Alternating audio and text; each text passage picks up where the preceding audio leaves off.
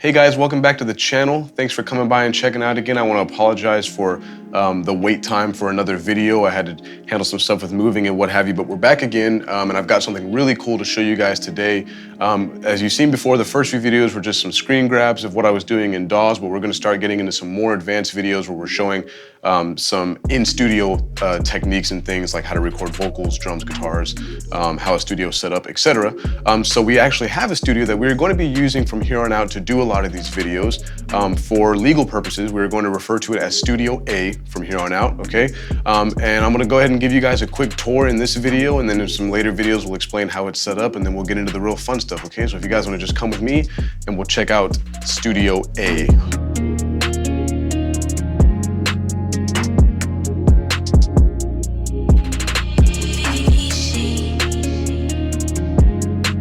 The machine room is where we house all of our structural equipment, if you will, okay? So here we've got a lot of stuff that relates to Avid Pro Tools, which is what the studio primarily runs. We're running right now 10HD. And so we've got all of our hardware gear here. We've got our Mac Pro. I'm also running a double system room. So I've got a PC here, which can run Pro Tools 12 native and can also run PreSonus Studio One 5, okay? Over here, we've got some Avid preamps, which can be remote controlled, which is why they're in our machine room versus our control room, okay?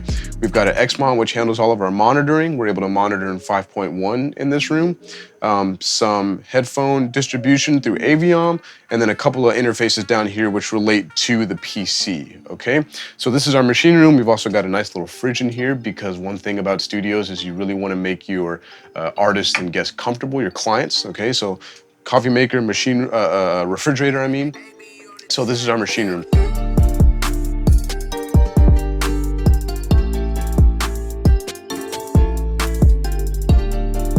So if we come this direction, in the same route of this machine room, what we have is ISO Booth 1, okay? So this is a very small ISO booth you can see, great for recording vocalists, also great for housing guitar amplifiers if we want to be able to get some recordings of that without it being in the same room. Not a lot of stuff you can do in here because of the size, obviously, but it is very useful.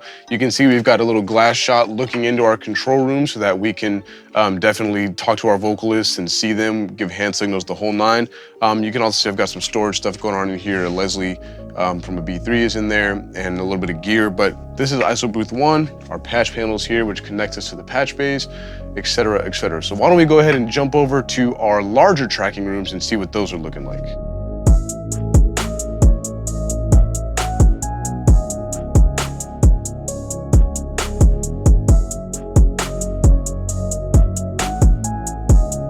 So here we are in our main tracking room, okay? This is the largest cutting room that we have in this particular studio, okay? You can see nice lighting, wide open space. We can record full bands in here, whole rhythm sections, drums, bass, guitar, piano, etc., etc. We can record a vocalist in here if they really like the space, or if we really want to get a bit bigger sound from their vocal, okay? So really great tracking room. We've got a great shot into our control room so that we can see our engineers and our engineers can see any of our clients and artists. We've also got a smaller ISO booth inside of this tracking room where we can house drums. Whenever we need to record a larger band, we don't want the drum bleed killing us, so we might put the drums in here. We also currently use this room for storage. You can see we've got some monitoring Aviom units, all of our mic stands, a couple a Leslie and an organ, couple different things in here that we're using for storage, and this is ISO 2. I want to point something out if we walk back into our larger tracking room that for a lot of you home studio enthusiasts, you might be wondering, well, how are you controlling sound? Where is the acoustics control? Where is the absorption and things like that? And for most of you, you might be used to seeing a wall panel, right? Or maybe the RLX foot-by-foot foam that you would see in most project studios. Well, here we've got something that's a bit more interesting design-wise, okay? So you'll notice here we've got some actual concrete. What the wall probably is what it looks like it is, right? Just straight concrete, okay? But you notice right here, we've got some fabric. Well, this fabric actually has absorption material, some foam or acoustic insulation, if you will, behind it, okay? And they've actually built that acoustic insulation off of the concrete wall, right? So the walls themselves are actually what is our absorption material. So if I clap, it is still very dead in the room, okay? So something that's real good for just design purposes. This studio was designed by Russ Berger, very, very well-renowned acoustician and studio designer. So that is how he has this room working. Even the AC, it's nice and cool in here, but you don't hear the AC going off because of lots of interconnected ducts and really interesting acoustician stuff like that. So anyways, we'll get more into that in another video, but let's go ahead and take a look at our control room. Bello on the beat.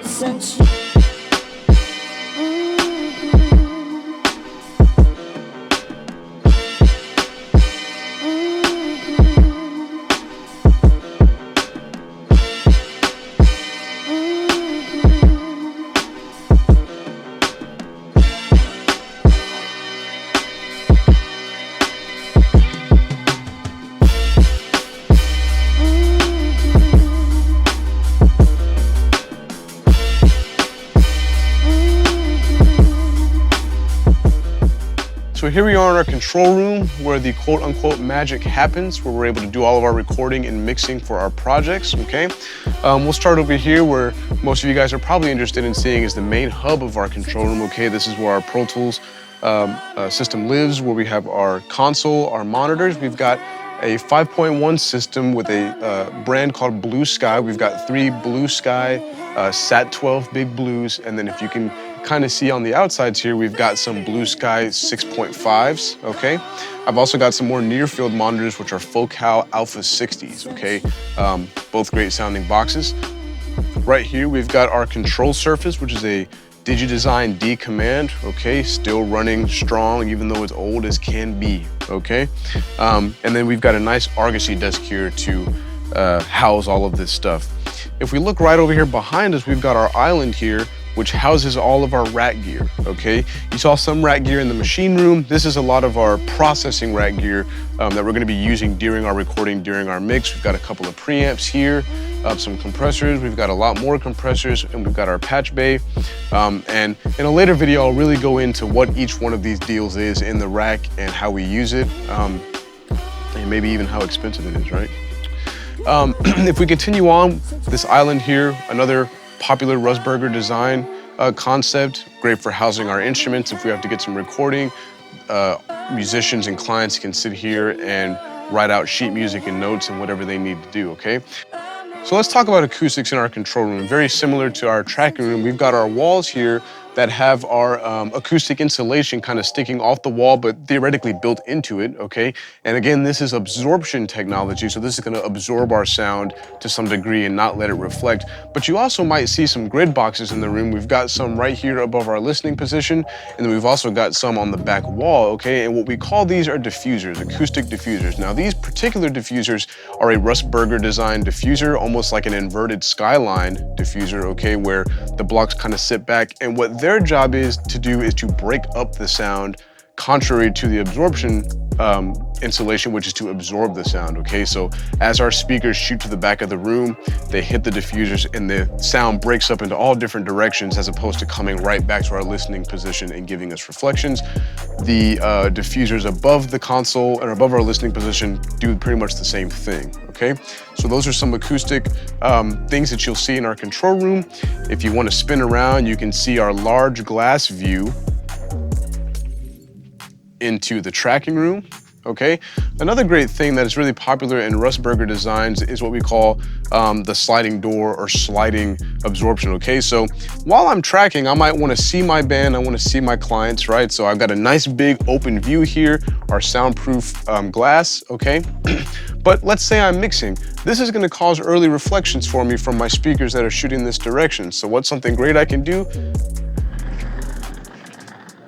I can slide open a almost mobile absorption wall, okay? And this is gonna stop my early reflections. I can also do the same thing with the ISO booth window that we have over here. And I'm able to also pull this when I'm not recording somebody and create a very tight atmosphere for while I'm mixing acoustic wise, okay? So this is just a quick rundown of our studio here, Studio A. And in a later video, I will definitely get into more so what all the rack gear is doing. I'll get into more structural explanation of how the studio was wired and set up, because I know a lot of you guys would be interested in seeing how an industry studio is really built technically from the ground up. So thank you guys for checking this out, and be on the lookout for more videos.